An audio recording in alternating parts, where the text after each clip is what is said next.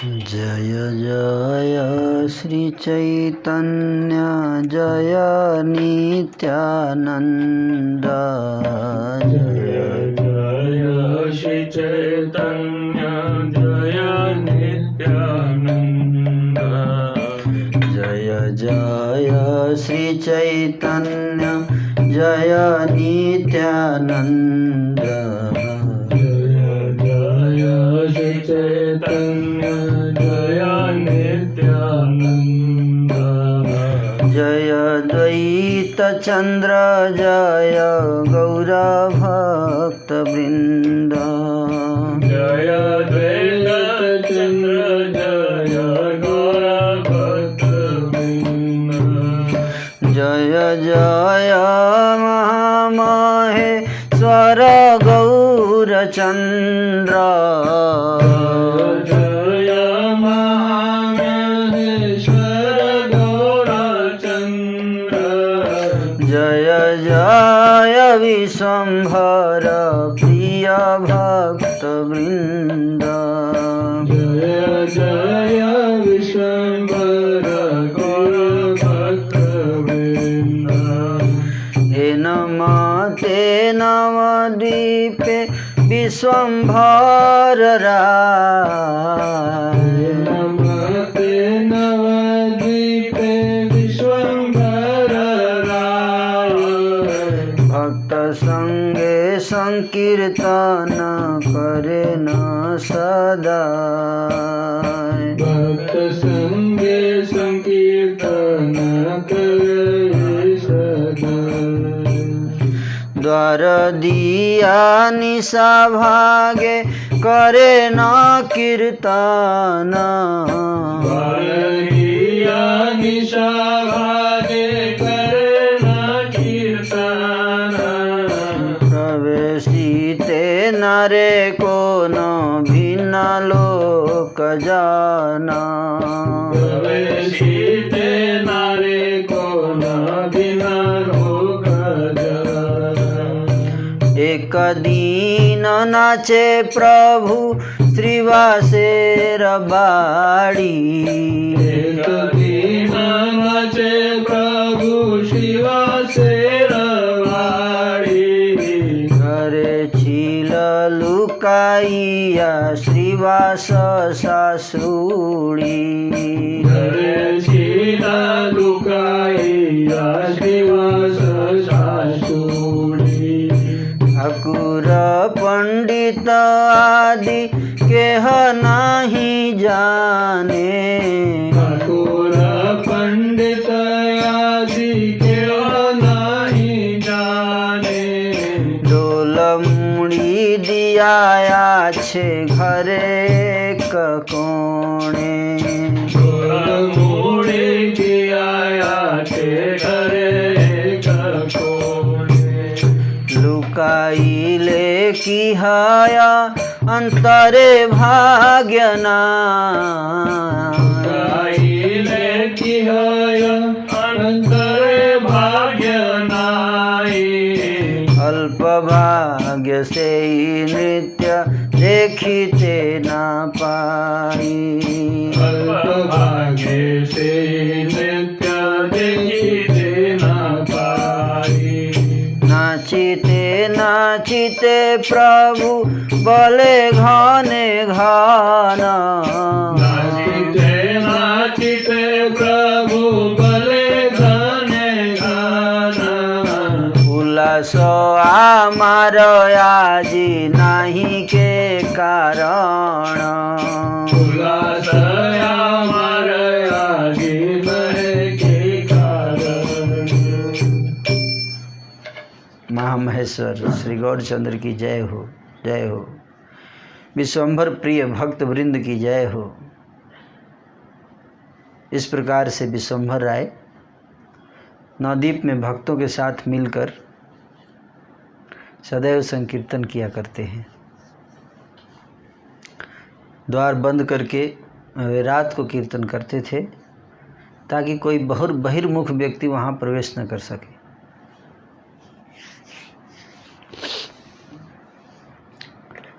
बहिर्मुख व्यक्ति का अर्थ है कि वो व्यक्ति जो समझ न सके उस भाव को, है ना, भगवान की भक्ति भावना को, फ्रीक्वेंसी जिसका मैच नहीं करता है ना, तो वो समझ नहीं पाएगा उसको, है ना।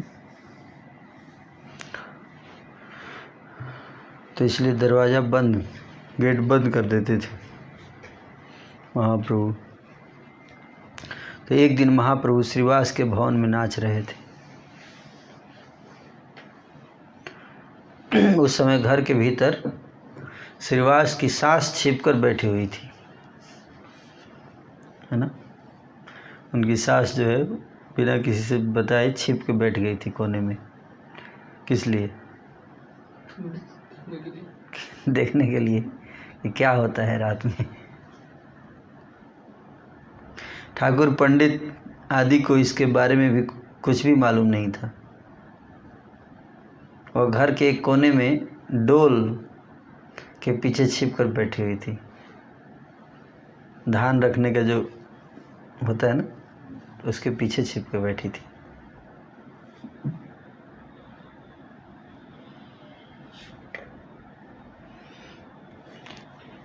अपने को छिपाने से क्या होता है? वास्तव में तो उनका भाग्य ऐसा नहीं था। अल्प भाग्य से यह नृत्य को देखने को नहीं मिलता है। तो चैतन्य महाप्रभु का नृत्य देखने के लिए, भगवान का नृत्य देखने के लिए क्वालिफिकेशन,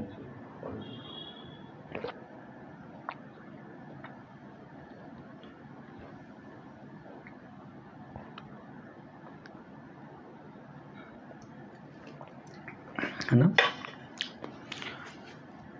तो चैतन्य महाप्रभु नृत्य कर रहे हैं, है ना। करते करते बार बार कहने लगते हैं। क्या कर रहे हैं? कह रहे हैं कि क्या कारण है आज मुझ में नृत्य का उल्लास नहीं हो रहा है। रोज नृत्य करता हूँ तो उल्लास होता है, लेकिन आज उल्लास नहीं आ रहा है, कुछ गड़बड़ लग रहा है ना। सर्वभूत अंतर्यामी प्रभु तो सब कुछ जानते थे, उनको तो सब पता है कि कौन छुप कर देख रहा है। फिर भी उन्होंने कुछ न कहकर रहस्य बनाए रखा। प्रभु बारंबार नृत्य करते हैं और कहते हैं मुझे सुख नहीं मिल रहा है, क्या कोई किसी स्थान पर छिपा हुआ है? ऐसे बार बार बोल रहे हैं, कोई छिपा हुआ है कहीं पे। सभी लोगों ने सारे भवन को ढूंढा और श्रीवास ने भी अपने आप पूरे घर की तलाशी ली। ढूंढने के बाद सभी ने कहा दूसरा तो और कोई नहीं है, हम ही लोग हैं। फिर भी प्रभु श्री सच्चिदानंद का उल्लास नहीं बढ़ रहा था। प्रभु ने फिर एक बार नृत्य बंद करके कहा मुझे सुख नहीं मिल रहा है, लगता है आज मैं कृष्ण की कृपा से वंचित हो गया हूं।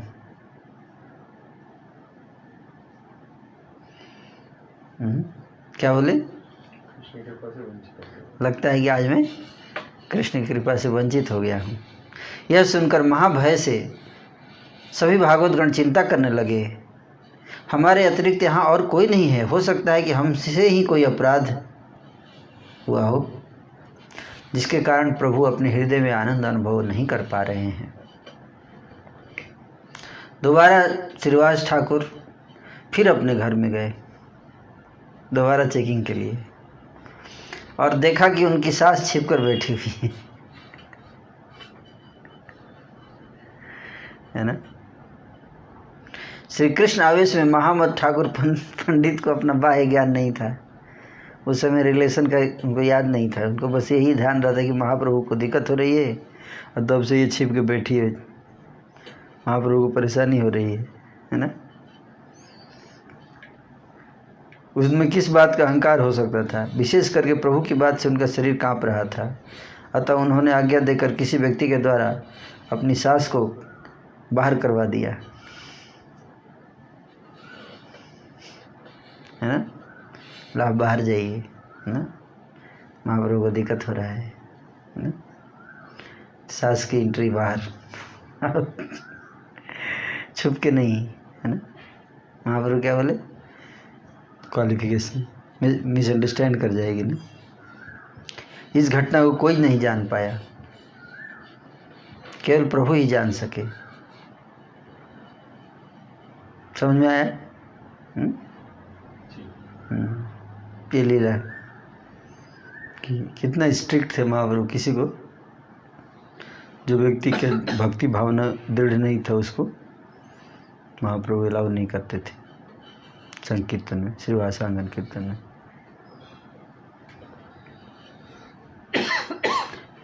प्रभु कहने लगे, अब हृदय में उल्लास हो रहा है। श्रीवास पंडित भी हंसकर कीर्तन करने लगे। महा आनंद सहित कीर्तन का कोलाहल गूंज उठा और वैष्णवजन खूब हंस हंस कर लोटपोट होने लगे। महाकुतूहली गौर से नृत्य कर रहे थे और महाबल नित्यानंद उनको संभालते हुए घूम रहे थे।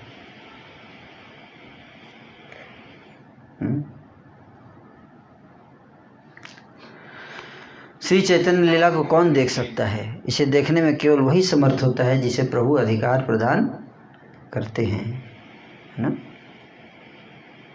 इस प्रकार से श्री गौरचंद्र प्रतिदिन हरि संकीर्तन करते रहते हैं, परंतु सभी लोग उसको देख नहीं रहे हैं। फिर और एक दिन प्रभु को नृत्य करते करते जब उल्लास प्राप्त नहीं हुआ तो वे चारों ओर देखने लगे। एक दिन और वही चीज़ हुआ, है ना? उल्लास नहीं हो रहा था तो ऐसे देखने लगे चारों तरफ, कोई है क्या? प्रभु बोले, आज मुझे सुख क्यों नहीं मिल रहा है? कहीं किसी के प्रति मुझसे कोई अपराध तो नहीं हो गया है? अपराध से सावधान रहना चाहिए। तो महाप्रभु का स्वभाव से अद्वैत आचार्य चैतन्य गोसाई के भक्त थे। चैतन्य का दासत्व छोड़कर उनमें और कोई भाव नहीं था। प्रभु विश्वम्भर जब सिंहासन पर विराजमान होकर सबके मस्तक पर अपना चरण अर्पित करते थे, जब ठाकुर अपने ऐश्वर्य का प्रकाश करते थे, तब अद्वैत आचार्य सुख सागर में बहने लगते थे। प्रभु जब कहते, अरे नाड़ा तू मेरा दास है,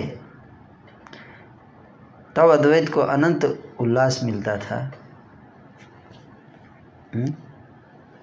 जब चैतन्य महाप्रभु बोलते थे, अरे नाड़ा तू मेरा दास है, तो किसी को अगर बोला जाए कि तू मेरा नौकर है तो क्या होगा? उसको अच्छा लगेगा, उल्लास होगा या दुख होगा? अच्छा तो नहीं लगता, भौतिक संसार में अच्छा नहीं लगता है ना। लेकिन अद्वैत आचार्य महाविष्णु का अवतार है ना? तो महाविष्णु को बोल रहे हैं चैतन्य महाप्रभु, क्या तू मेरा दास है, और उनको बड़ा आनंद आ रहा है इसमें, उल्लास। क्योंकि अहंकार नहीं है ना। अहंकार के कारण क्या लगता है? अहंकार को ठेस पहुंच जाती है ना।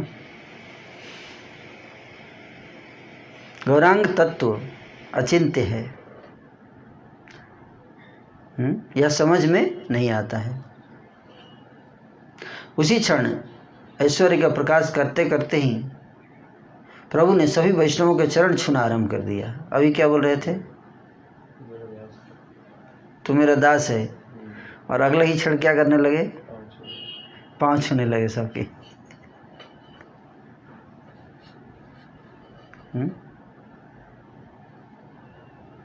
वे दांतों में तिनका लेकर क्रंदन करने लगे और कहने लगे, हे कृष्ण, हे मेरे बाप, तुम ही मेरे जीवन हो।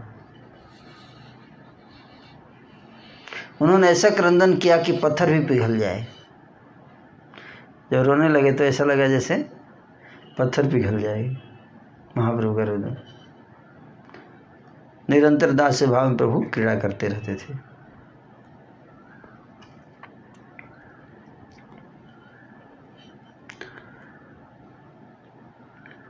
दसने धरिया तृण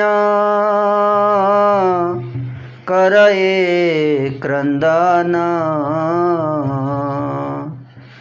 कृष्ण रे बाप रे तुई मोहर जीवन।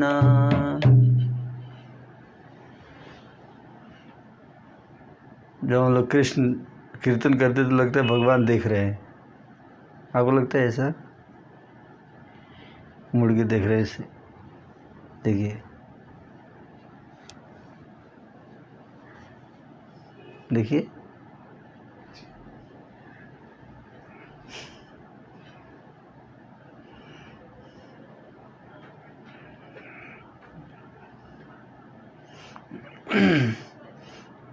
ऐसे लग रहा है जैसे भगवान ऐसे देख रहे हैं, है ना? इसमें एक्चुअली ऐसा है ना? हम उस साइड भी चले जाते तो वहाँ पे ऐसा लगता है, वहाँ पे ले ऐसे है ना? साइड भगवान देखते हैं। आप कहीं भी जाइए भगवान आपको देखेंगे।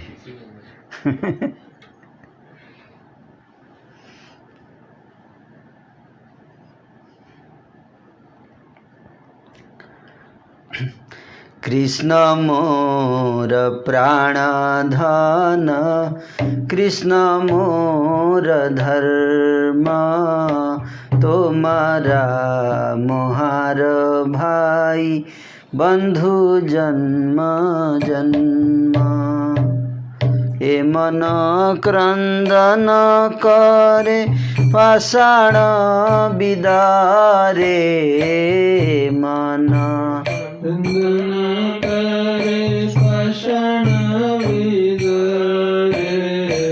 निरंतर दास्य भावे प्रभु के लिकारे।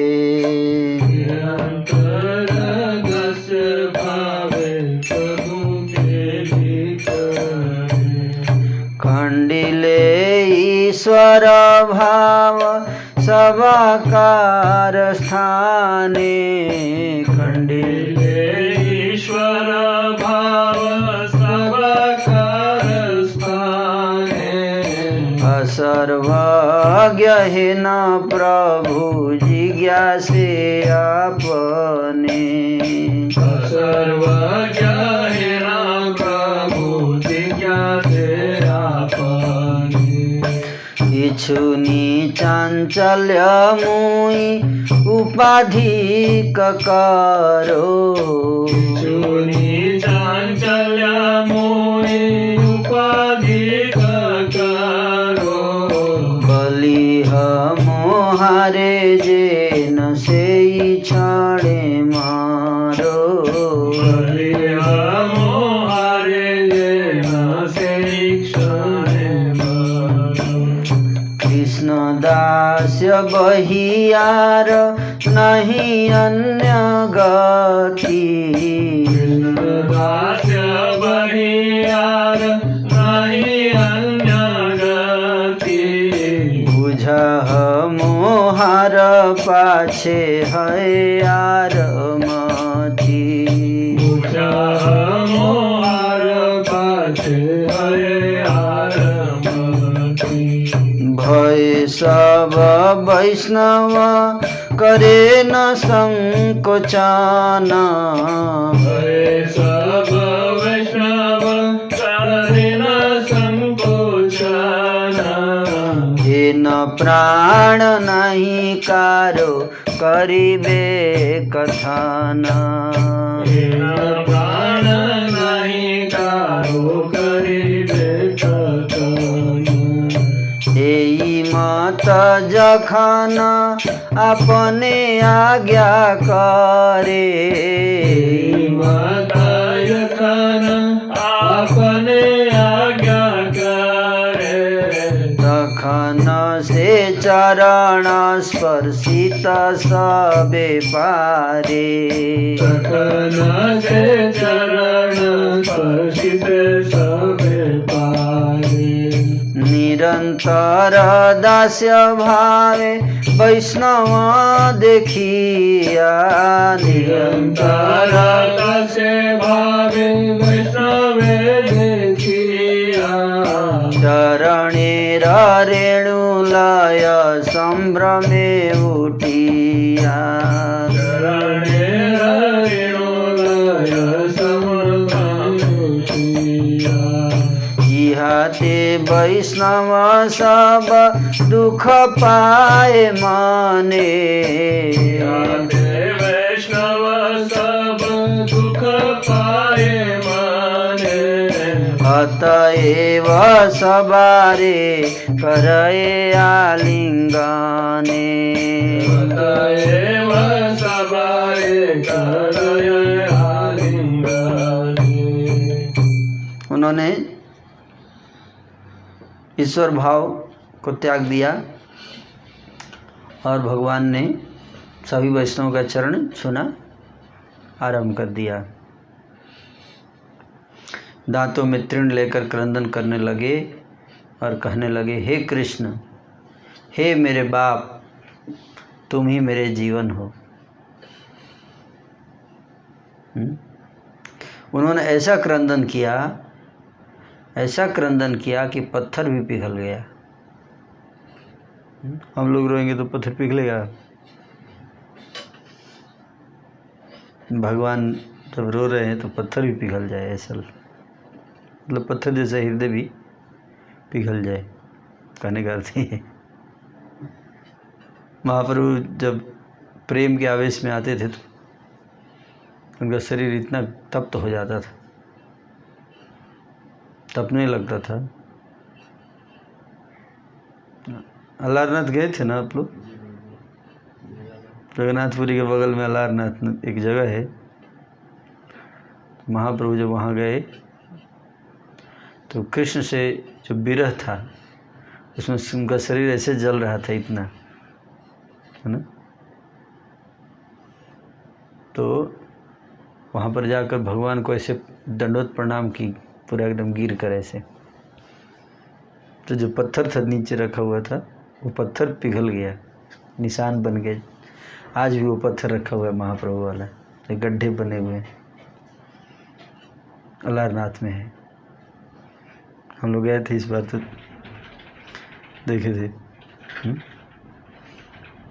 माता जी आपने भी देखा था ना वो पत्थर अलारनाथ का, महाप्रभु वाला। महाप्रभु जब गिरे थे तो शरीर की गर्मी से पत्थर पिघल गया था।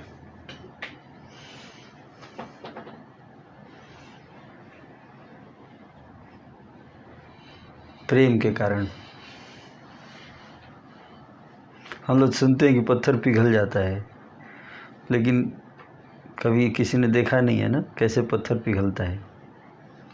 लेकिन महाप्रभु पिघला देते थे। जब जगन्नाथ जी के दर्शन करते थे महाप्रभु तो इसे खंभे पर ऐसे हाथ रख के दर्शन करते थे, उंगली, तो इतना गर्म हो जाता था शरीर उंगली से। तो उस खंभे में, गरुड़ स्तंभ में उनके उंगलियों के निशान है आज भी। अब देखा था ना, दीवार के किनारे भी था, दीवार किनारे ऐसे ऐसे दीवार पे हाथ रख के ऐसे दर्शन करते थे भगवान के। तो 2 उंगलियों के निशान अभी भी बने हुए हैं वहाँ पे महाप्रभु जगन्नाथ जी के मंदिर में, पुरी में।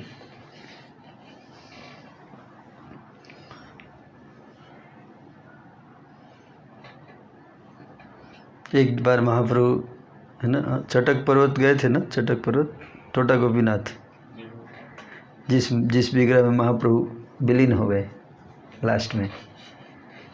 तो वहाँ पे उन्होंने देखा क्या, छोटा सा ऊंचा पहाड़ जैसा था। उसको देखकर उनको गोवर्धन की याद आ गई। गोवर्धन फिर ढूंढने लगे कृष्ण को, कहाँ गए कृष्ण, कहाँ गए कृष्ण। तो ज़मीन में चारों तरफ देखे तो कहीं नहीं दिखाई दिए। तो ज़मीन खोदने लगे, उनको लगा ज़मीन के नीचे चले, खोदने लगे, ऐसे खोदने लगे हाथों से। तो जब पूरा खोदते खोदते वहाँ से एक मूर्ति निकल गई भगवान की। वही मूर्ति है टोटा गोपीनाथ, जो जिस मूर्ति में महाप्रभु प्रविष्ट हो गए, वो मूर्ति खोदते खोदते ज़मीन से निकाल दिया महाप्रभु ने।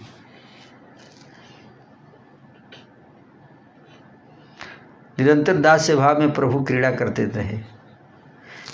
जब अपना ईश्वर भाव दूर हो गया तब प्रभु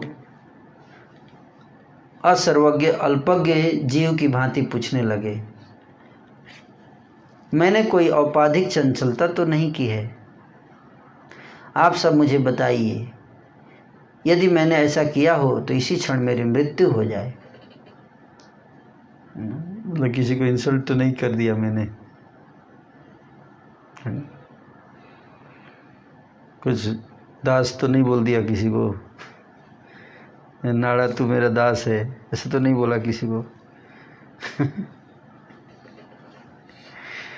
नहीं, चंचलता है मतलब औपाधिक चंचलता, मतलब डेजिग्नेशंस के कारण कई बार व्यक्ति चंचलता कर देता है ना, डेजिग्नेशन के कारण, है ना।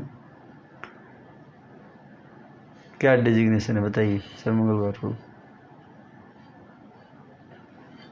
पोजीशन का यूज करते हुए किसी का मजाक उड़ा देना या इस तरह से करना। हाँ, अपनी पोजीशन, कोई बड़ा पोजीशन पे है और उसके कारण किसी का मजाक उड़ा देना, है ना। सो कई होता है ना व्यक्ति अहंकार में, है ना,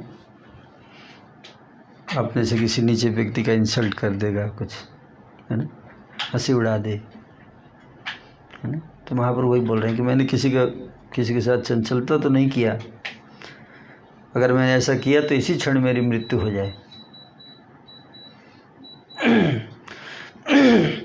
कृष्ण मेरे प्राण धन है, कृष्ण मेरे धर्म है, तुम सब जन्म जन्म के मेरे भाई बंधु हो। क्या? जन्म जन्म के भाई बंधु। कृष्ण दासी को छोड़कर मेरी अन्य कोई गति नहीं है। तुम सब मुझे समझाते रहना, अगर मेरे से कोई गलती हो जाए तो मेरे को समझाते रहना, सुधारते रहना, बताते रहना, है ना। महाप्रभु देखिए कितने विनम्र हैं। पीछे मेरी अन्य विपरीत मति ना हो जाए, कहीं दिमाग खराब ना हो जाए मेरा, इसलिए मैं अगर भटकूँ इधर उधर तो मेरे को समझाते रहना, करेक्ट करते रहना, ऐसे महाप्रभु बोलते हैं। मतलब अपने आचरण से हमें सिखा रहे हैं।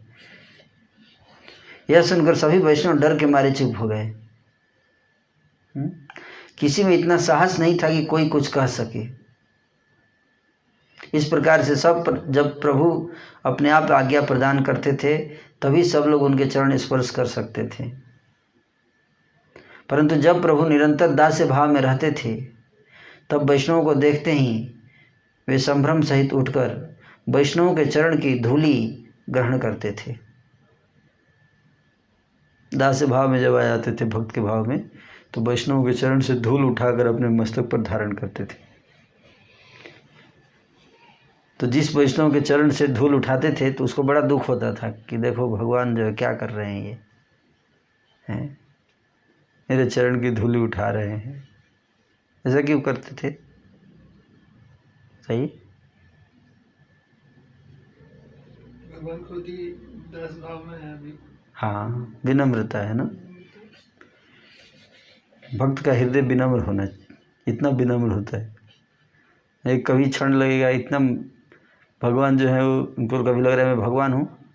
जब भक्त के भाव में होते तो उनको लगता है मैं सबसे ज़्यादा अयोग्य आदमी हूँ, सब लोग मुझसे अच्छे हैं, है ना, सब लोग मुझसे अच्छे हैं, मुझसे उत्तम हैं, ऐसे लगता है ना।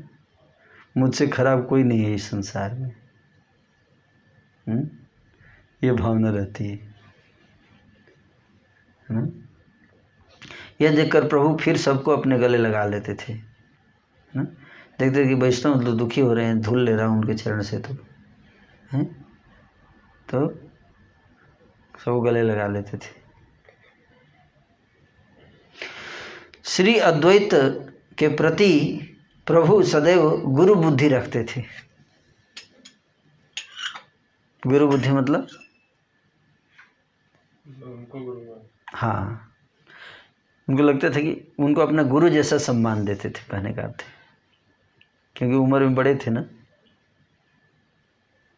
उम्र में बड़े थे और साथ ही साथ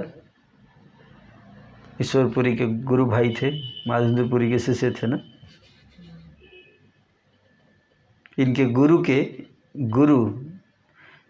चैतन्य महाप्रभु के गुरु ईश्वरपुरी और ईश्वरपुरी के गुरु माधवेंद्रपुरी। माधवेंद्रपुरी की समाधि पे गए थे ना, याद है माता जी? हाँ हाँ, रेमुना में माधवेंद्रपुरी की समाधि थी, है ना। माधवेंद्रपुरी के शिष्य थे अद्वैत आचार्य भी और ईश्वरपुरी दोनों, और ईश्वरपुरी के शिष्य थे चैतन्य महाप्रभु। तो इस तरह से गुरु के भाई हुए, तो इसलिए उनको भी गुरु की तरह सम्मान देते थे। तो इसी गुरु बुद्धि बता रहे हैं, है ना। तो अद्वैत आचार्य जी को गुरु बुद्धि और जब गुरु बुद्धि के कारण अद्वैत आचार्य क्या करते थे, सम्मान करते थे, बहुत रिस्पेक्ट देते थे उनको। तो जब रिस्पेक्ट देने के कारण अद्वैत आचार्य को बहुत दुख लगता था। अद्वैत आचार्य को लगता था कि मेरे को रिस्पेक्ट क्यों दे रहे हैं, मैं इनका दास हूँ। और चैतन्य महाप्रभु को क्या लगता था, ये मेरे गुरु के भाई हैं, इसलिए गुरु के समान है। अद्वैत आचार्य अपने प्रभु की साक्षात सेवा तो कर नहीं पाते थे, क्योंकि सेवा नहीं करने देते थे ना, उम्र भी ज़्यादा था और गुरु के भाई थे। तो अद्वैत आचार्य चाहते थे कि चैतन्य महाप्रभु कुछ सेवा करें, लेकिन करने नहीं देते थे। उल्टे प्रभु ही उनके दोनों चरण को पकड़ लेते थे, है ना। जिन चरणों का अद्वैत आचार्य मन में ध्यान करते थे हैं, वे चरण अब साक्षात प्रकट हो गए थे। अद्वैत की यही इच्छा थी कि वे सदैव उन चरणों की सेवा में रहें। वे उन श्री चरणों की साक्षात सेवा तो नहीं कर पाते थे, क्योंकि प्रभु रुष्ट हो जाते थे। जब भी सेवा करने का प्रयास करते थे, कौन, अद्वैत आचार्य चैतन्य महाप्रभु का, तो चैतन्य महाप्रभु रुष्ट हो जाते थे, है ना, रुठ जाते थे, क्या कर रहे हैं आप। फिर भी अद्वैत आचार्य चोरी चुपके जब देखते थे कि उधर मुंह करके नाच रहे हैं, तो पीछे से उठा के चरण धूलि ले लेते थे छुपके से। जिस समय प्रभु भाव आवेश में मूर्छित हो जाते थे, विशेष रूप से कभी महाप्रभु भाव में आके बेहोश होकर गिर जाते थे, उसी समय अद्वैत प्रभु के चरणों के पीछे जाते थे और दंडवत होकर चरणों के नीचे गिर पड़ते थे और सिर चरण में लगा के ऐसे पूरा फायदा उठा लेते थे तथा चरण युगल को प्रेम आश्रु से धो देते थे। वैसे तो जब बेहोश नहीं जागृत रहते थे तो मौका नहीं मिलता था, लेकिन जब बेहोश हो जाते महाप्रभु तो उसी समय अपने उनके चरण को अपने अश्रु जल से धोते थे। और कभी कभी उन्हें पोंछ कर वे अपने सिर पर धारण कर लेते थे, तो कभी सडंग विधान के अनुसार उनकी पूजा करते थे। यह कार्य केवल अद्वैत ही कर सकते थे, जिन्हें प्रभु ने महापात्र के रूप में प्रकाशित किया था।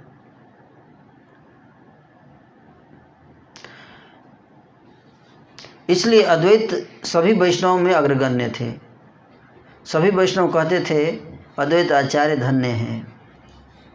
यही अद्वैत सिंह की एकांत महिमा है कि वे सब वैष्णवों में अग्रगण्य हैं।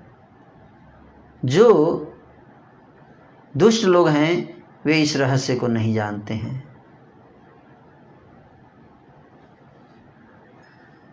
तो एक दिन महाप्रभु विश्वम्भर नाच रहे थे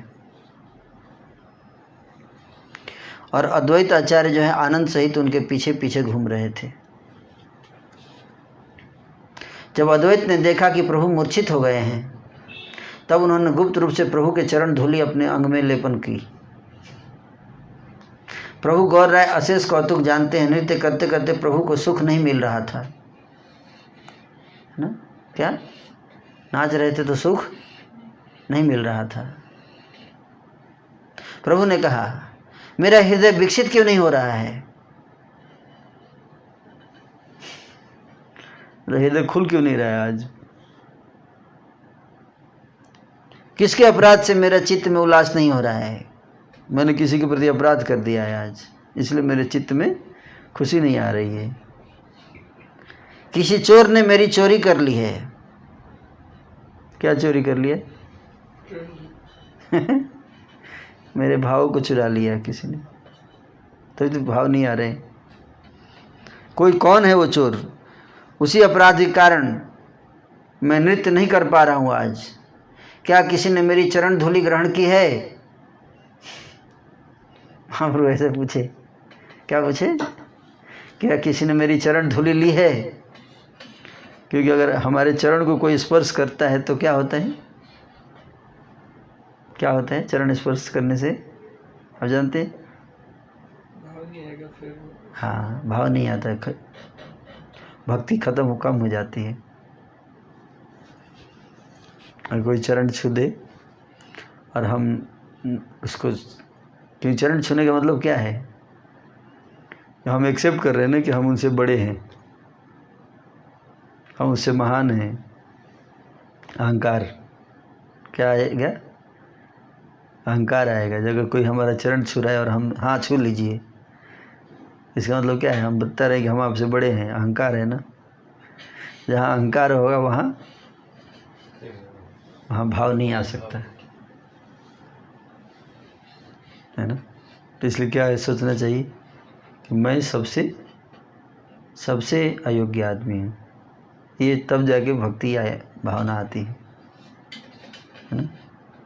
यहाँ जितने लोग हैं उसमें सबसे अयोग्य मैं ही हूँ, लेकिन अयोग्य जैसा काम नहीं करना चाहिए, लेकिन है ना, अयोग्य जैसा काम नहीं करना चाहिए। सबसे योग्य है, पर उसको फीलिंग क्या होना चाहिए? मैं सबसे अयोग्य हूँ। बाकी लोग देख पाएंगे नहीं नहीं ये सबसे योग्य है, लेकिन वो इस बात को नहीं मानते। उसको क्या लगता है? मैं सबसे अयोग्य हूँ। तो ये भक्ति, तभी भक्ति हृदय में प्रकट होती है, भाव प्रकट होते हैं। तो महाप्रभु जो है वो बोल रहे हैं कि किसी ने मेरा चरण धूलि लिया है तभी मेरा भाव आज गायब लग रहा है। मतलब अनजाने में भी अगर कोई ले लेगा तो भी भाव उड़ सकता है ना। तो इस तरह से है ना। सभी सच सच बताओ, मैं कह रहा हूँ, चिंता मत करो, मैं डांटूंगा नहीं, कुछ बोलूंगा नहीं, बता दो लेकिन किसने लिया मेरा चरण का धूलि। अंतर्यामी प्रभु के वचनों को सुनकर सभी भक्तगण मौन हो गए। कौन बताए? किसी ने कुछ भी नहीं कहा। कहते हैं तो अद्वैत का भय, और नहीं कहते हैं तो वैसे मरते हैं। कहते हैं तो अद्वैत आचार्य का नाम देंगे तो अद्वैत आचार्य को कैसे फंसाएं, और नहीं कहते तो महाप्रभु फंस गए। उनकी दुविधा को समझकर हाथ जोड़ते हुए अद्वैत आचार्य खुद ही आ गए सामने। बोले ये लोग फंस जाएंगे, मैं ही बोल देता हूँ। अद्वैत आचार्य दोनों हाथ जोड़कर बोले, सुनो बाप। क्या बोले? सुनो बाप, यदि चोर को वह वस्तु साक्षात में न मिले तब उनके अगोचर में चोरी कर लेना ठीक है। वे साक्षात मांग रहे हैं तो मिल नहीं रहा है तो चोरी करके ही लेंगे ना। द्वैताचार्य कह रहे क्या भाई, चोर को अगर साक्षात मांगने से नहीं मिल रहा है तो क्या करेगा? चोरी कर लेगा। और क्या करेगा? मैंने चोरी की है, मेरा दोष क्षमा कर दीजिए। यदि इसमें आपको असंतोष होता है तो आगे मैं ऐसा नहीं करूँगा,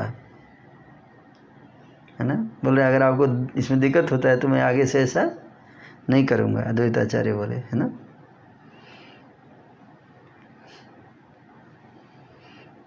तो हमें शिक्षा दे रहे हैं ना यहाँ पे।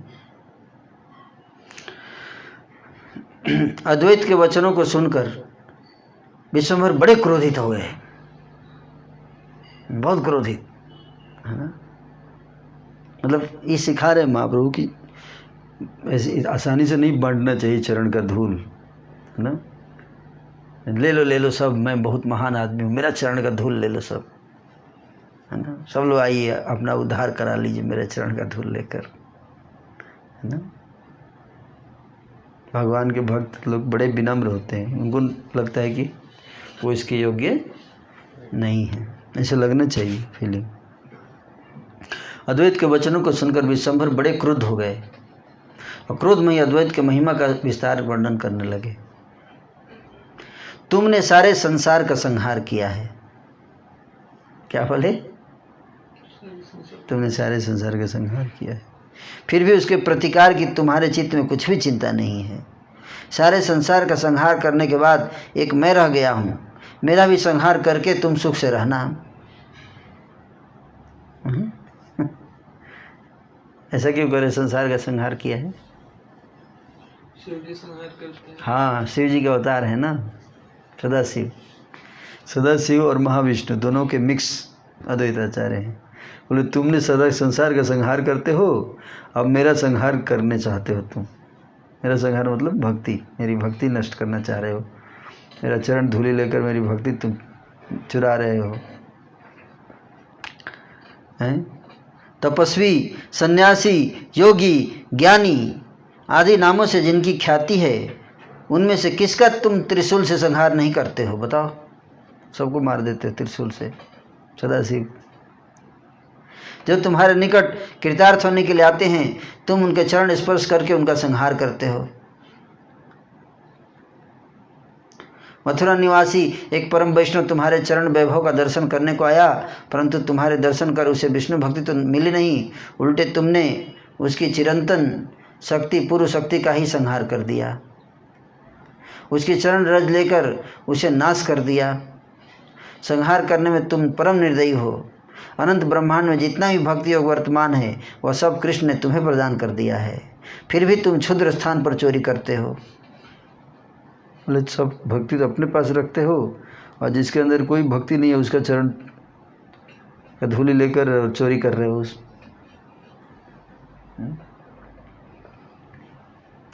छोटे का संहार करते समय तुम्हारे हृदय में दया नहीं होती है?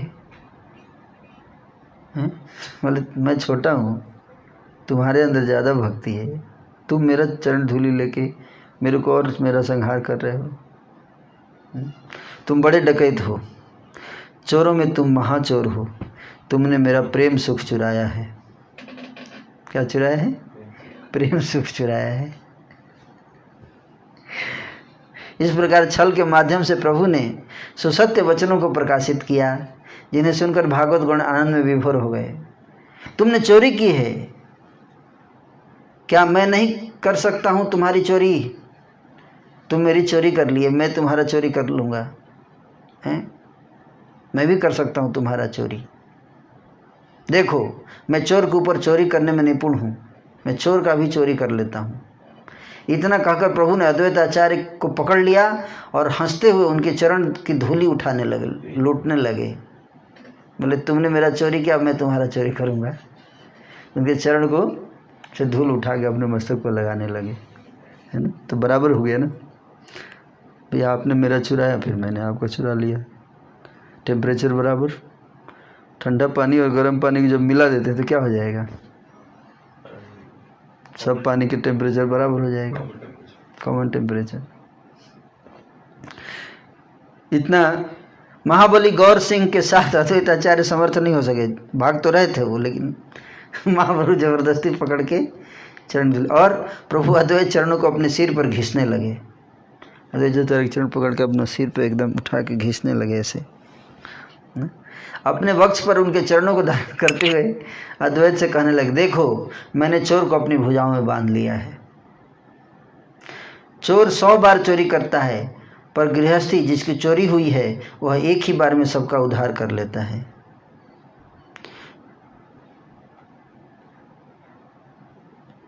मतलब अगर हमारी चरण की धूली कोई ले लेता है तो क्या करना चाहिए? क्या करना चाहिए बताइए? किसी तरह से उसके चरण का धूली लेंगे, है ना। ऐसे यही इसका उपाय है ना?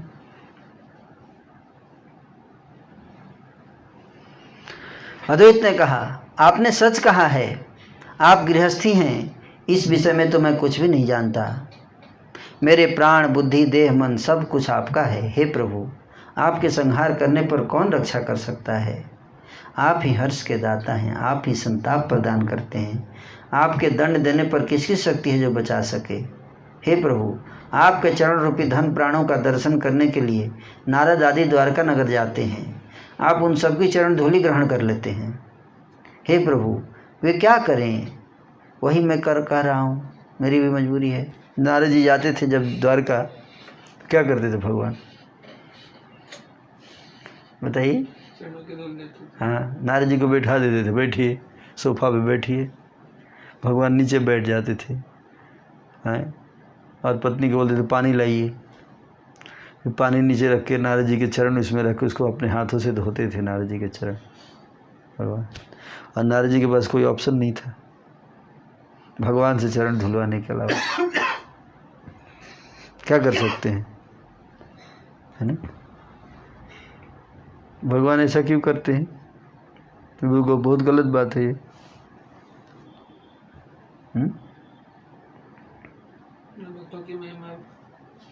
बढ़ाते हैं, भगवान भक्तों से प्रेम करते हैं और खुद भी अपने आचरण से शिक्षा देते हैं, है ना? क्या कि महान संतों का सम्मान कैसे करना चाहिए, आचरण से शिक्षा देते हैं ना। प्रभुपाद जी एक बार अपने शिष्य के घर गए, है ना? तो वेस्टर्न कंट्रीज में तो चरण धोने का सब कल्चर है नहीं, तो जाके बैठ गए सोफा पे। बोले उनको, बोले थोड़ा जाओ पानी लेके आओ, प्लेट में पानी लेके आओ, थाली में। तो समझ गए पानी क्यों मंगा रहे हैं। बोले नीचे रखो, बैठो नीचे। तो बैठ गया नीचे, तो उसमें पानी में पैर रख दिए। बोले अब धो। बाद बोले धो, फिर धोया। उसके बाद बोले अब इसको ना अपने मस्तक पे डालो, पूरे घर में चारों तरफ छिड़क लो। फिर प्रभुपाद बोले देखो, है ना, ये इंडियन कल्चर है, क्योंकि तुम लोगों को पता नहीं है, मलेच्छ हो तुम लोगों को पता नहीं है, इसलिए सिखाना पड़ता है ना। हालांकि प्रभुपाद को ऐसा नहीं था कि उनके चरण धोए कोई, पर शिक्षा देने के लिए, क्या करने के लिए, सिखाने के लिए, है ना। गुरु नहीं सिखाएगा तो कौन सिखाएगा। इसलिए कई बार गुरु अपने आचरण से सिखाने के लिए सम्मान लेता है ना। कई बार ऐसा करना पड़ता है, लेकिन गुरु को ऐसे करते समय हृदय में क्या रहता है, हृदय में बहुत ग्लानि होती है ना। उसको लगता है मैं इस योग्य नहीं हूँ। तो बता रहे हैं कि यहाँ पे आप, हे प्रभु, आपके चरण रूपी धन प्राणों का दर्शन करने के लिए नारद आदि द्वारका नगर में जाते हैं। उस तरह से सुदामा विप्र जब गए थे तो क्या किया था भगवान ने, उनके चरण धोए थे। आप उन सब की चरण धूलि ग्रहण कर लेते हैं। हे प्रभु, वे क्या करें। उसी तरह से मैं भी मजबूर हूँ, आप आचरण सिखाने के लिए मेरा चरण धूलि ले रहे हैं, और मैं आपसे लड़ाई कर नहीं सकता। परम भगवान हैं आप ही जब अपने सेवक का सर्वनाश करने पे तुले हुए हैं तो सेवक क्या करे। आप स्वयं इसके बारे में विचार करके देखिए। चरण धूलि ग्रहण करने के बाद तो दूर, ऐसा कौन है जो आपके आदेश का पालन ना करे। फिर भी आप जो ऐसा करते हैं यह आपकी ठकुराई नहीं है। मेरे तो प्राण जा रहे हैं और आपको आनंद हो रहा है। आप रखें या संहार करें, यह देह आप ही का है। हे प्रभु, आपकी जो इच्छा हो वही कीजिए, है ना। विश्वम्भर बोले तुम भक्ति के भंडारी हो। भोले भंडारी बोलते ना, भोले भंडारी। किस चीज़ के भंडारी हैं, भक्ति के भंडारी। इसी कारण मैं तुम्हारे चरणों की सेवा करता हूँ। सारे अंगों में तुम्हारे चरणों की धूलि का लेपन करने से पुरुष कृष्ण प्रेम के आनंद जल में बहने लगता है। तुम्हारे भक्ति प्रदान नहीं करने पर किसी को भी भक्ति नहीं मिलती है। मैं तुम्हारा ही हूँ, यह तुम अच्छी तरह से जान लो। तुम मुझे जहाँ बेचोगे मैं वहीं बिक जाऊँगा। यह सत्य है और मैंने इसे तुम्हारे निकट भी व्यक्त कर दिया है।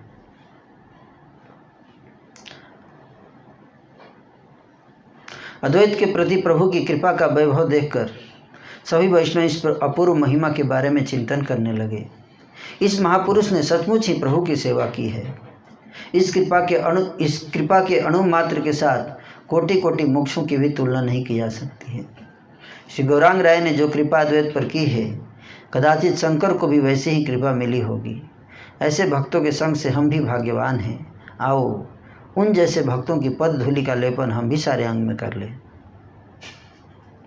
चलो बोले हम लोग भी फायदा उठा लेते इसी टाइम पे, महाप्रभु ले ही रहे हैं। हर्ष के साथ अद्वैत को महान भक्ति के रूप में संबोधित करने पर सभी पापियों को अपने अपने कर्म दोष के कारण दुख मिलता है। उस समय जो बात हुई वह सब सत्य है।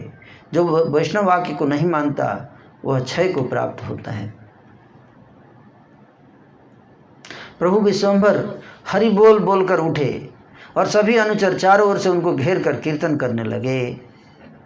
अद्वैताचार्य महा आनंद में विह्वल हो गए एवं सब कुछ भुलाकर महामत्त होकर नृत्य करने लगे। शांतिपुर नाथ अद्वैताचार्य दाढ़ी में हाथ डालकर तर्जन गर्जन करते हुए भौं उठाकर नाचने लगे। सब दाढ़ी था उनका। सभी महा आनंद सहित दिन रात जय कृष्ण गोपाल गोविंद मनवाली, क्या जय कृष्ण गोपाल गोविंद बनमाली गाकर कीर्तन करने लगे। नित्यानंद महाप्रभु यदि परम विह्वल हो रहे थे तब भी ये चैतन्य नृत्य में परम कुशल थे। मतलब हरे कृष्ण महामंत्र का भी कीर्तन करते थे, पर साथ ही साथ जय कृष्ण गोपाल गोविंद बनमाली, है ना, ये भी करते थे, बीच में मिक्स करते थे। तब भी वे चैतन्य नृत्य में परम कुशल थे। दोनों हाथ ऊपर उठाकर निपुणता के साथ नृत्य करते हुए महाप्रभु चारों दिशाओं में घूम रहे थे, है ना। नृत्य करते करते श्री चैतन्य जब भूमि पर गिर जाने को होते तो महाबल नित्यानंद उनको संभाल लेते। अंतहीन आवेश में श्री गौरांग राय जो नृत्य कर रहे थे उसका वर्णन करने की शक्ति किस जिह्वा में है। उस समय सरस्वती के साथ ठाकुर बलराम भी जी भर कर कीर्तन कर रहे थे। क्षण में महाप्रभु मूर्छित हो जाते और क्षण में उनके सारे अंग में महाकंप दिखाई देने लगता। एक क्षण में वे हाथ में तृण धारण कर लेते और दूसरे ही क्षण महा अहंकार करने लगते। वे क्षण में हंसते, क्षण में लंबी सांसें लेने लगते, क्षण में कभी रस रहित हो जाते। इस प्रकार महाप्रभु के आवेश का प्रकाश होता रहा। क्षण में ठाकुर विरासन में विराजित होते और बीच बीच में महा अट्टहास करने लगते, है ना। विरासन मतलब है विरासन, है ना। महाप्रभु भाग्य के अनुसार सभी पर कृपा कर रहे थे। सभी वैष्णव आनंद के सागर में डूबे हुए थे।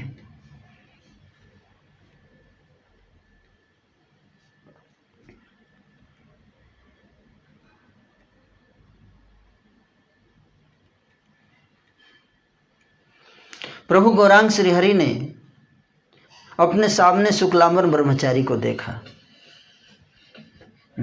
किसको देखा? नया नाम आ गया अभी, पहले सुने थे कि नाम शुक्लांबर ब्रह्मचारी? कितना सुने थे बताइए, क्या सुने थे? शुक्लांबर ब्रह्मचारी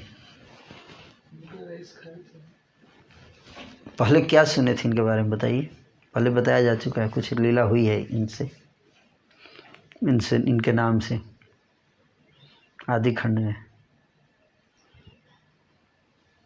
जब मीटिंग हुआ था इन्हीं के घर पे,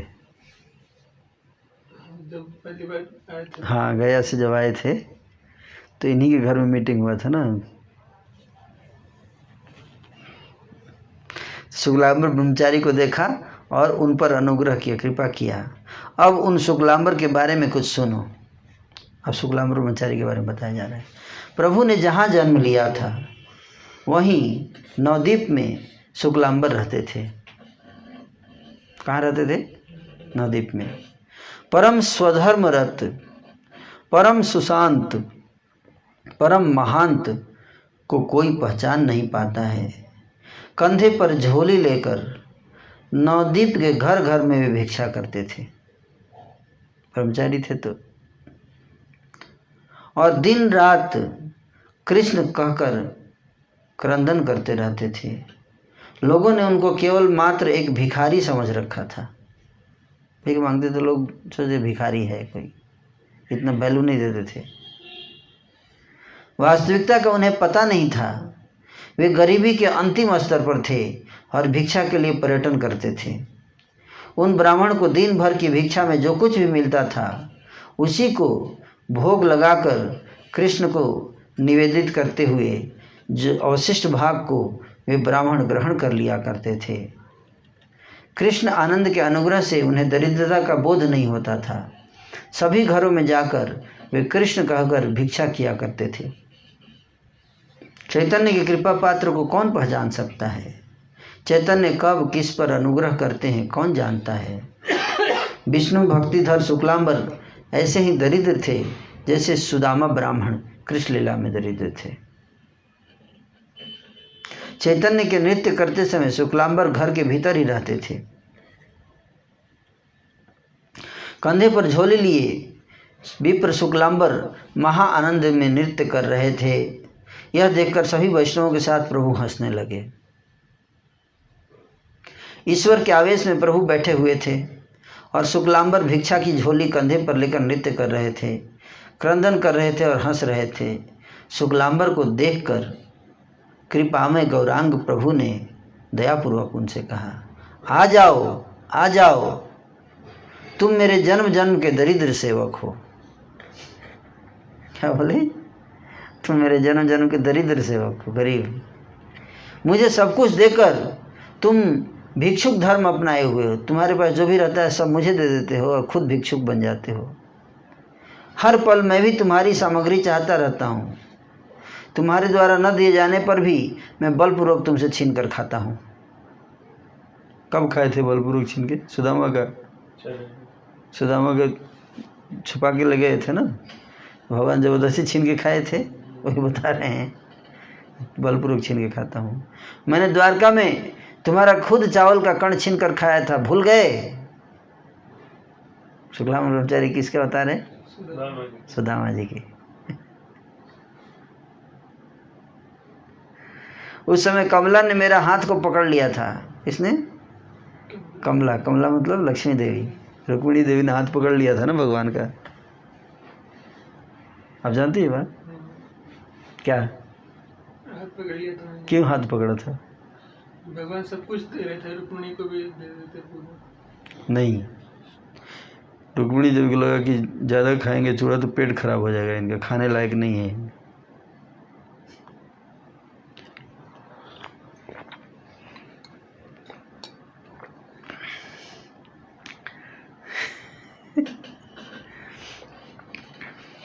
क्योंकि भगवान रुक्मिणी जी मतलब राजा थे ना, द्वारकाधीश,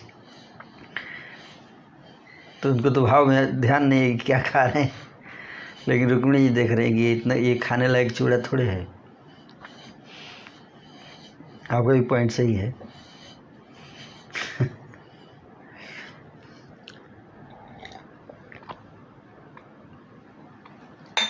उस समय कमला ने मेरा हाथ को पकड़ लिया था।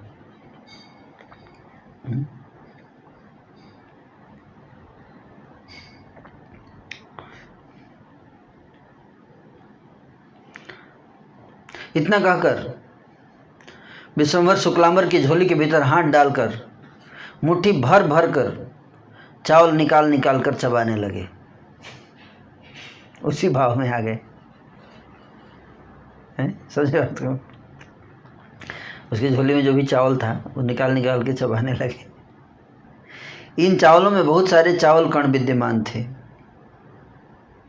प्रभु बोले, तुम्हारे चावल कण मैं खाता हूँ, किंतु अभक्तों के अमृत को भी मैं पलट कर नहीं देखता। भगवान बोले, तुम्हारे चावल भी खा लेता हूँ और अभक्त लोग अगर मेरे को अमृत भी दे दें तो भी उनका नहीं लेता हूँ मैं। भक्तों का जीवन स्वतंत्र और परम आनंदमय होता है। प्रभु तंडुल चबा रहे हैं, कौन रोके उनको? प्रभु का करुणापूर्ण व्यवहार देखकर सभी भक्तजन सिर पर हाथ रखकर क्रंदन करने लगे। पता नहीं कौन किस दिशा में गिरकर रो रहा है। प्रभु की करुणा देखकर सभी विह्वल हो गए। उसी समय परम आनंद में कृष्ण का कीर्तन गूंज उठा और बच्चे बूढ़े आदि सभी क्रंदन करने लगे। किसी के दांतों तले तृण था तो कोई नमस्कार कर रहा था और कोई कह रहा था, हे प्रभु आप मुझे कभी नहीं छोड़ना, हे प्रभु आप मुझे कभी नहीं छोड़ना। बोलिए, सुकृतिवान शुक्लांबर लोटपोट हो रहे थे और बैकुंठ के ईश्वर आनंद से तंदुल दबा रहे थे। प्रभु बोले, शुक्लांबर सुनो, मैं सदैव तुम्हारे हृदय में विहार करता हूँ। तुम्हारे भोजन से मेरा भोजन होता है, तुम भिक्षा को जाते हो तो मेरा पर्यटन होता है, प्रेम भक्ति को वितरण करने के लिए मेरा अवतार हुआ है। जन्म जन्म से तुम मेरे प्रेम सेवक रहे हो, मैंने तुमको प्रेम भक्ति का वरदान दिया है। निश्चित रूप से जान लेना कि यह प्रेम भक्ति मेरा प्राण स्वरूप है। वैष्णव मंडली ने जब शुक्लांबर के वरदान के बारे में सुना तो सभी ने जय हो कहकर हरिध्वनि की। महाप्रभु, मैं तुम्हें प्रेम भक्ति का मैंने तुम्हें वरदान दे दिया। लक्ष्मीपति के भृत्य घर घर में जाकर भीख मांगते हैं। कौन ऐसा महाभाग्यवान है जो इस रस के मर्म को जान सके। 10 घरों में से मांगकर विप्र ने तंडुल संग्रह किए थे और उन्हीं तंडुलों को लक्ष्मीपति गौरचंद्र छीनकर खा रहे थे। 10 घर में जाके भीख मांग के जो रखे थे उसको भगवान खा रहे हैं। देखिए जो कौन है, लक्ष्मीपति।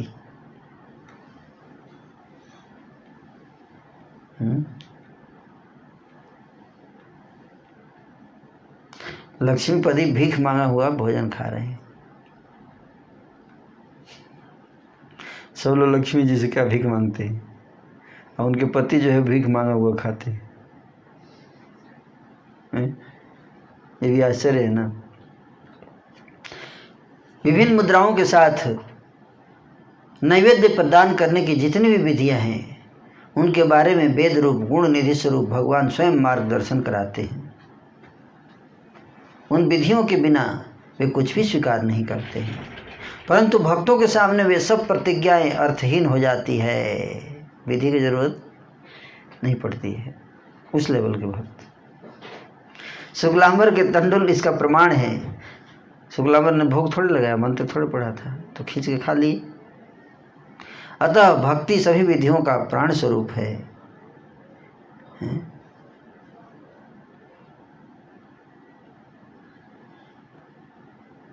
जितने भी विधि निषेध हैं वे सब भक्ति के अनुगत हैं। इससे जिसको दुख होता है वह विनाश को प्राप्त होता है। अगर ऐसा बोलने से किसी को कष्ट होता है, क्या बोल दिया आपने, ऐसे थोड़े होता है ना? तो क्या हो जाएगा, वो विनष्ट हो जाएगा। जो भक्ति की भावना जिसके अंदर आ गई तो उसको विधि निषेध नियम कानून उस पर अप्लाई क्यों करने का है। सारी विधियों का मूल है भक्ति। स्वयं वेद व्यास ने यह कहा है, स्मर्तव्य सततम विष्णु विस्मर्तव्यो न जातुचित सर्वे विधि निषेधा स्यु एतयोरेव किंकरा। पद्मपुराण। गौरांगचंद्र ने इसे साक्षात रूप में प्रकाशित किया है। विप्र ने कोई मुद्रा नहीं दिखाई। मुद्रा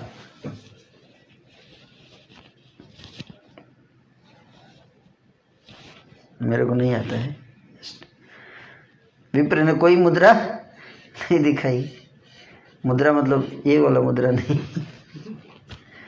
मुद्रा नहीं। उन्होंने अपने आप अर्पण किया, भोग लगाया, प्रभु ले लीजिए, नहीं।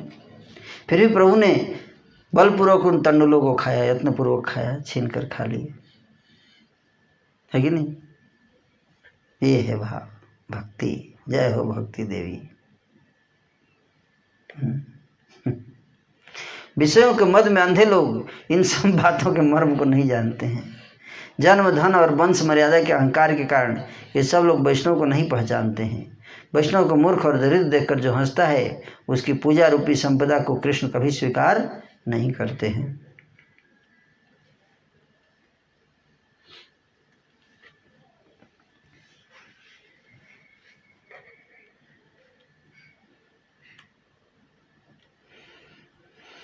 श्री हरि केवल साधुओं के बस में हैं। असत व्यक्तियों की पूजा तक वे ग्रहण नहीं करते हैं।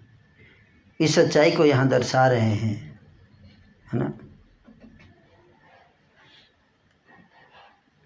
जिन सब धनहीन अर्थात अकिंचन व्यक्तियों के भगवान ही एकमात्र धन है, श्री हरि उस प्रकार के भक्तों के ही प्रेम रस का आस्वादन करते हैं। इसलिए वे उन लोगों को ही अपना प्रिय समझते हैं।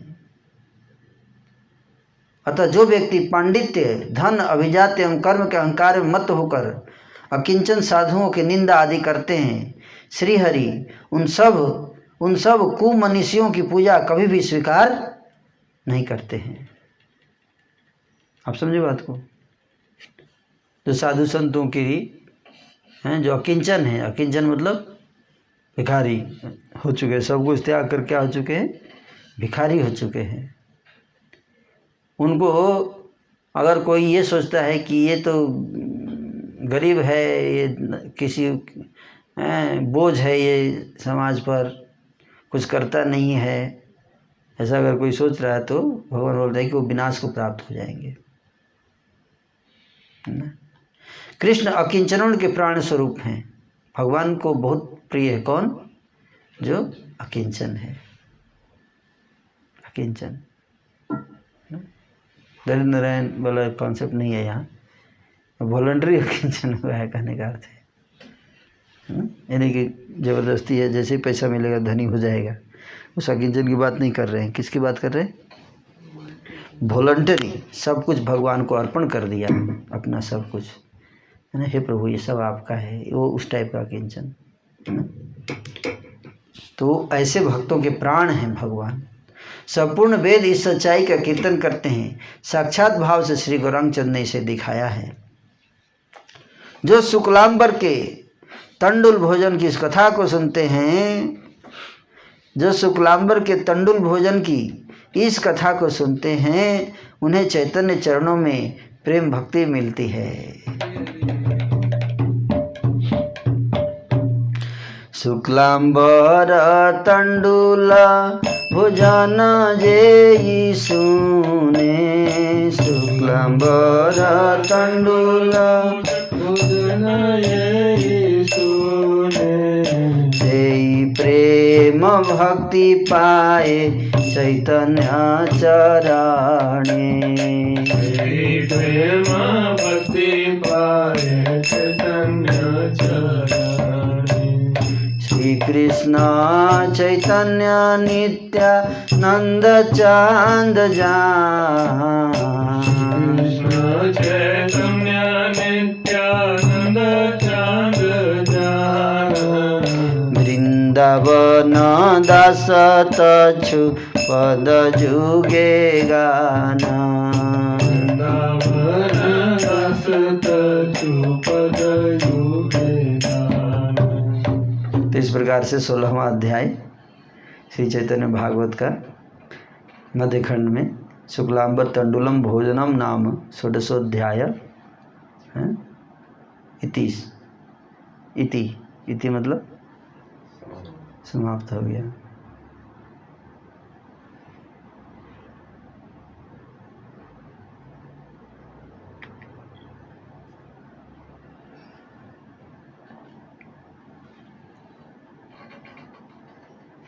जय जय महाप्रभु श्री गौर सुंदर, जय जय महाप्रभु श्री गौर सुंदर, जय नित्यानंद सर्वसेव्य कलेवर, जय नित्यानंद सर्वसेव्य कलेवर। मध्यखंड कथा जेन अमृतेर खंड, मध्यखंड कथा जेन अमृतेर खंड, जे कथा सुनिले घुचे अंतर पाखंड, कथा सुनिले घुचे अंतर पाखंड। हे नमाते नवद्वीपे प्रभु विश्वम्भर, नमाते नवद्वीपे प्रभु विश्वम्भर, गूढ़ रूपे संकीर्तन करे निरंतर, रूपे संकीर्तन करे निरंतर। जखन करे प्रभु नगर भ्रमण, जखन करे प्रभु नगर भ्रमण, देखे जेन साक्षात मदन सर्वलोक देखे येन साक्षात मदन व्यवहार देखी प्रभु जेन दम्भमय व्यवहार देखी प्रभु जेन दम्भमय विद्या बल देखी पाखंडियो पाए भय विद्या बल देखी पाखंडियो पाय भय व्याकरण शास्त्रे सबे विद्यार आदान व्याकरण शास्त्रे सबे विद्यार आदान भट्टाचार्य प्रतियो नहि कतृण गान भट्टाचार्य प्रतियो नहि कतृण ज्ञान नगर भ्रमण करे प्रभु निज रंगे नगर भ्रमण करे प्रभु निज रंगे गूढ़ रूप था कहे सेवक सब संगे गूढ़ रूपे थके सेवक सब संगे पाखंडी सकल बोले निमाई पंडित पाखंडी सकल बोले निमाई पंडित तुम्हारे राजार आज्ञा से त्वरित तुम्हारे राजा आज्ञा से त्वरित लुकाइया निशा भागे करह कीर्तन लुकाइया निशा भागे करह कीर्तन देखिते ना पाए लोक सापे अनुक्षण देखिते ना पाय लोक शापे अनुक्षण मिथ्या नहीं लोक वाक्य संप्रति फलील मिथ्या नहीं जय लोक वाक्य समृद्धि फलील सुहित ज्ञाने से ही कथा तुम्हारे कहिला ज्ञाने से कथा तुम्हारे कहिला प्रभु बोले अस्तु अस्तु ये सब वचन प्रभु प्रभु बोले अस्तु अस्तु ये सब वचन मोर इच्छा छे करो राज दर्शन मोर इच्छा छे करो राज दर्शन पढ़िलु सकल शास्त्र अल्प वयसे पढ़िलु सकल शास्त्र अल्प वयसे शिशु ज्ञान करी मोरे केहना जिज्ञासे शिशु ज्ञान करी मोरे केहना जिज्ञासे मोरे खोजे हे न जान कोथाओ न पाई मोरे खोजे न जन कोथाओ न पाई जेवा जन मोरे खोजे मुई ता चाही वचन मोरे खोजे मुई ताहा चाही पाखंडी बोलए राजा चाहिब कीर्तन पाखंडी बोलय राजा चाहिब कीर्तन ना करे पांडित्य चर्चा राजा से जवान करे पांडित्य चर्चा राजा से यवन दृढ़ ज्ञान पाखंडी रे ठाकुर न करे दृढ़ ज्ञान ज्ञान पाखंडी ठाकुर न करे आइले न महाप्रभु आपन मंदिरे। आइले न महाप्रभु आपन मंदिरे।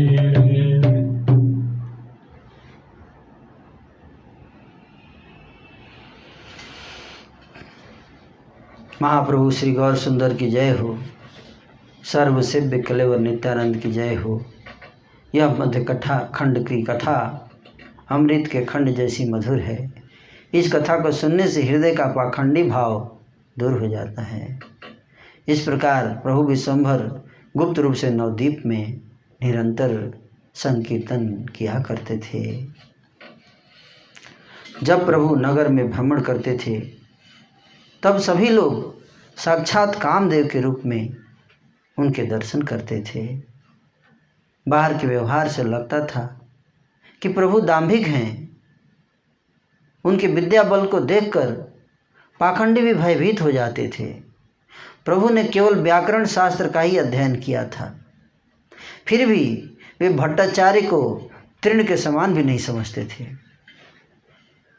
अपनी मस्ती में प्रभु नगर भ्रमण करते थे और सभी सेवक गूढ़ रूप में उनके साथ साथ रहते थे।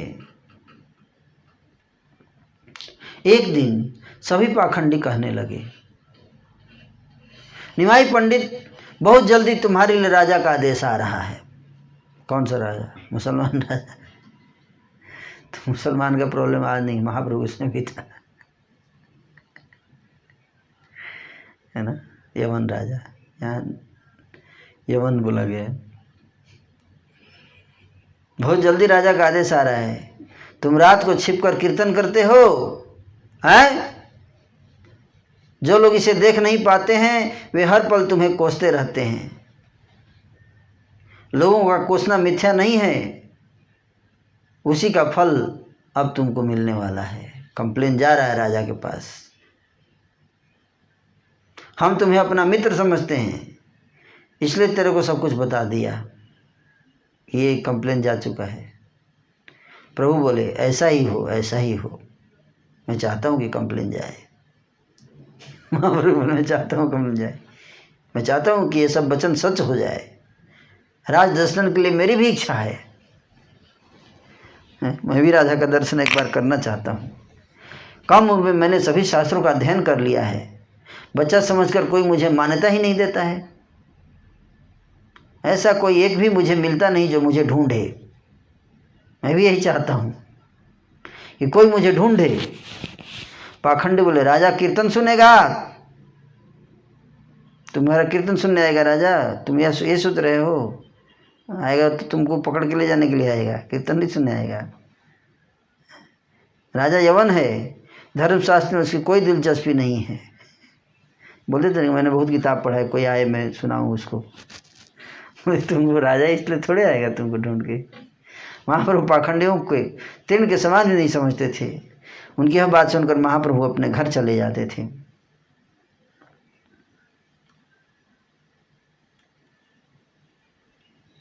प्रभु कहने लगे, आज पाखंडियों के साथ संभाषण हुआ है।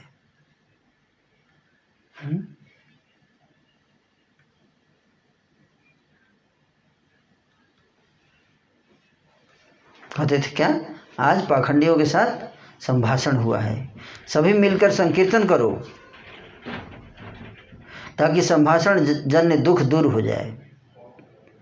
तो आपको प्रीचिंग में कभी दुख होता है या किसी भी चीज़ में कोई दुख होता है ना, किसी प्रकार का मैनेजमेंट में दुख होता है, कैसे भी, महाप्रभु का फॉर्मूला बनाने क्या करने से दूर हो जाता है? कीर्तन जन्य। कीर्तन महाप्रभु नित्य करते थे, कीर्तन करते थे, संकीर्तन, तो सारा दुख दूर हो जाता था। इसलिए प्रभुपाद जी बोलते थे कि संकीर्तन में नाचो, कीर्तन करो आराम से, बहुत पावरफुल है। चारों ओर से उनको घेर कर सभी अनुचर भी कीर्तन करने लगे। नित्य के समय रुक रुक कर प्रभु कह रहे थे, अरे भाइयों, आज मुझे प्रेम का अनुभव क्यों नहीं हो रहा है? क्या नगर में पाखंडियों के साथ संभाषण करने के कारण मेरा प्रेम प्रकाशित नहीं हो रहा है? कहीं ऐसा तो नहीं?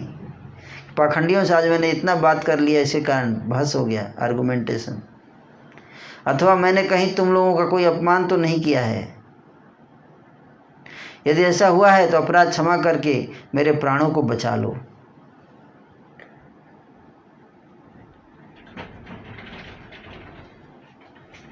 महापात्र अद्वैत भ्रिकुटी पूर्वक नृत्य कर रहे थे और कह रहे थे, प्रेम कैसे मिलेगा? नाड़ा ने सबका शोषण कर लिया है, मुझे प्रेम नहीं मिलता, श्रीवास को भी नहीं मिलता, और तेली माली के साथ आप प्रेम विलास रचाते हो। समझ रहे बात को?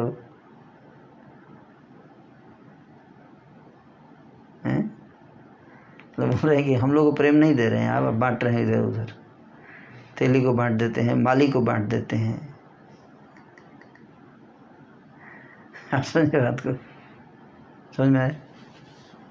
माली को नहीं बांट देते थे, सुदामा माली मार्केट में जाकर माली को नहीं दिए थे। अद्भुत आपके प्रेम का दास बन गया तथा मैं और पंडित श्रीवास बाहर खड़े खड़े देखते रह गए।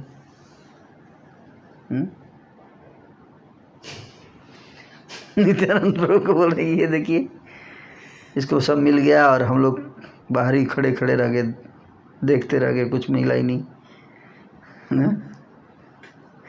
हम सब तो प्रेम के अधिकारी नहीं बन पाए, किंतु अवधूत देखिए बाद में आया, नवदीप हैं, आकर प्रेम का भंडारी बन गया। हम पहले से यही हैं, हम भिखारी रह गए।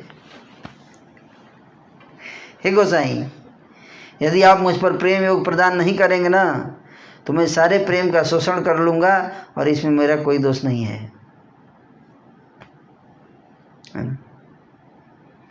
तो महाप्रभु बोले ना, मतलब मेरे को आज प्रेम नहीं प्रकट हो रहा है हृदय में, तो अद्वैत मैं शोषण कर लेता हूँ, सब आपका कर लूँगा। आचार्य महाप्रभु के प्रेम में मत थे, वे क्या कह रहे थे इसका कुछ भी स्मरण उन्हें नहीं था। हर अवस्था में कृष्ण अपने भक्तों की महिमा बढ़ाया करते हैं। भक्तगण उन्हें जहाँ भी बेचते हैं वे वहीं बिक जाते हैं।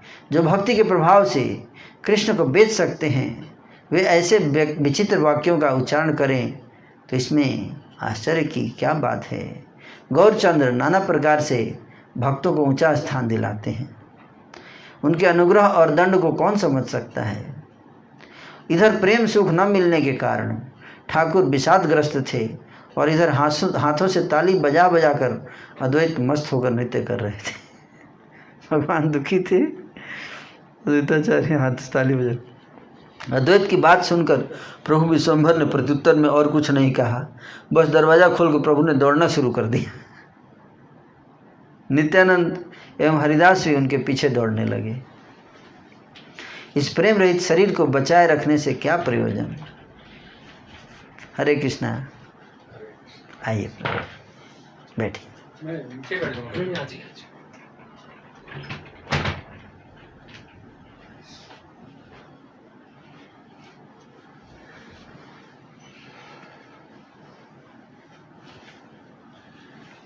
हरे कृष्ण। ठीक है,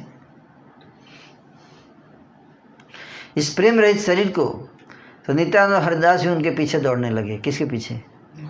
महाप्रभु के पीछे। इस प्रेम रहित शरीर को बचाए रखने से क्या प्रयोजन। क्यों भाग रहे हैं? गंगा जी में कूद के सुसाइड। अरे प्रेम ही नहीं आ रहा है तो क्या जीने क्या फायदा। के न वाछा ही प्राण कि सुख पाइया, रतनदास ठाकुर कहते हैं, है ना।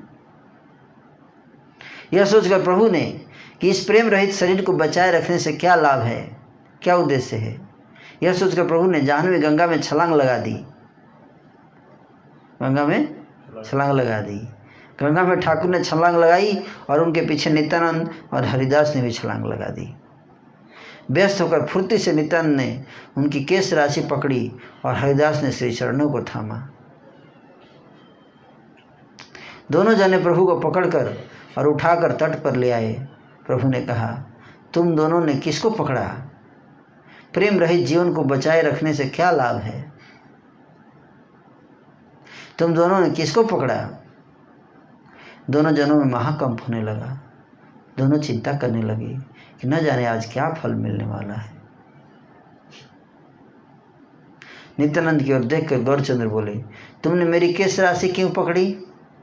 बाल पकड़ लिए थे ना। नित्यानंद बोले, आप मरने को क्यों जा रहे थे? प्रभु बोले, मैं जानता हूँ कि तुम परम विह्वल हो। नित्यानंद बोले, प्रभु सब क्षमा करें। जिसे आप हर प्रकार से दंडित करने में समर्थ हैं, उसी के लिए आप अपना शरीर त्यागने को चल दिए।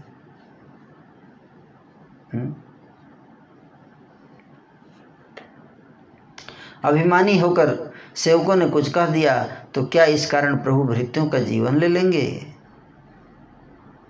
चैतन्य जिनके प्राण, धन और बंधु सब कुछ हैं, उन प्रेम में नित्यानंद की आंखों से प्रेम जल बहने लगा।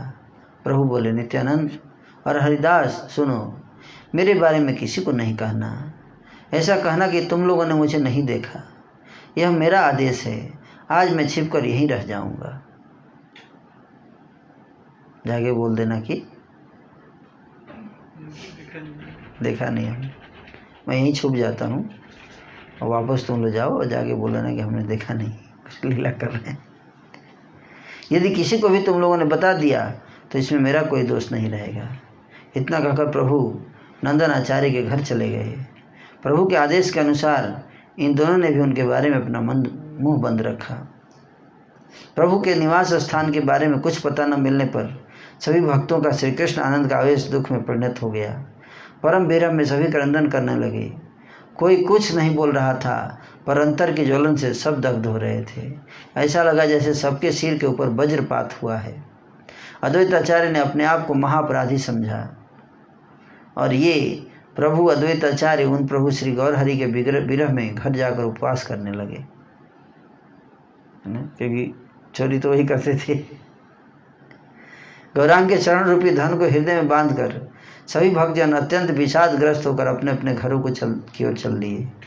ठाकुर गौरांग आचार्य नंदन के घर में चले आए और आकर विष्णु सिंहासन के ऊपर विराजित हो गए। परम मंगलमय प्रभु को घर में जाते आते देखकर नंदन आचार्य दंडवत प्रणाम करते हुए भूमि पर गिर पड़े। नंदन आचार्य ने प्रभु को तुरंत नए कपड़े ला कर दिए। श्री सचिनंदन ने भीगे हुए वस्त्रों को बदल दिया। नंदन आचार्य ने प्रभु को दिव्य गंधयुक्त अर्घ्य दिया और उनके श्री अंगों को प्रसादी, चंदन, माला आदि से विभूषित किया। फिर कपूर युक्त तांबुल लाकर प्रभु के श्रीमुख में अर्पित किया।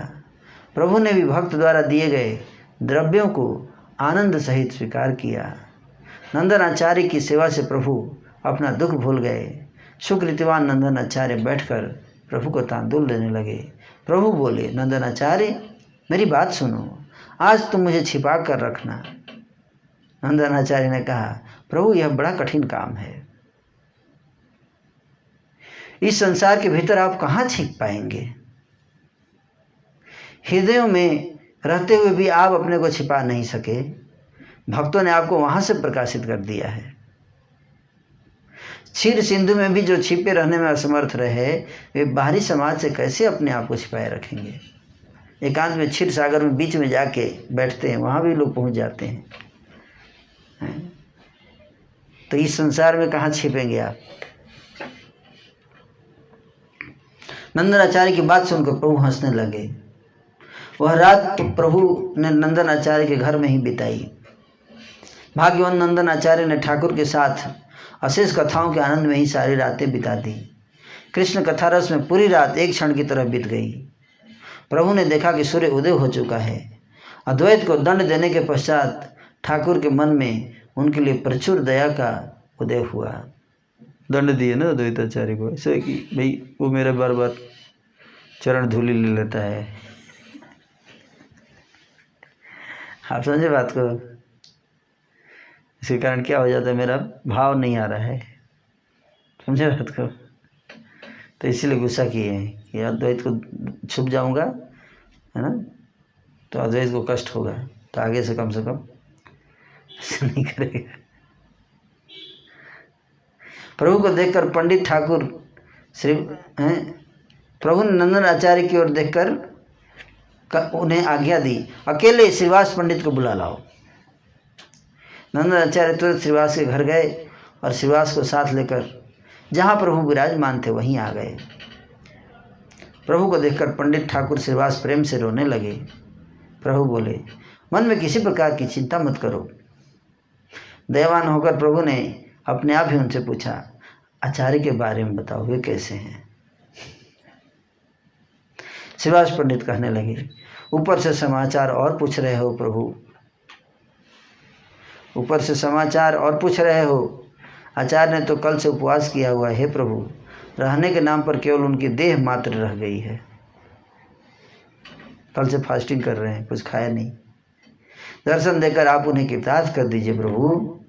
दूसरा कोई होता तो क्या हम यह कष्ट सहन करते? हे प्रभु, हम सबका जीवन केवल आपके लिए ही है। आपके बिना जीवन बिताना हमारे लिए महा दुखदायक है। यह कल हमने अनुभव किया कि इसका कारण क्या है। वचनों के अनुरूप आपने दंड प्रदान किया है।